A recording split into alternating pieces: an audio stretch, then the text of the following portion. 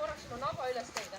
Nüüd siit naba alt sa ainult liigutad oma, alustame alakäest. Sa liigutad ainult alakäest. Vaata, kuidas siit ülakeha saab olla, käed on täiesti vabad. Vaata, et sa ei pea vaatama, mis su alakeha teeb, mis jalad teeb. Mis su see kõrgus, võib-olla saad siit hoppi kõelda põlvi.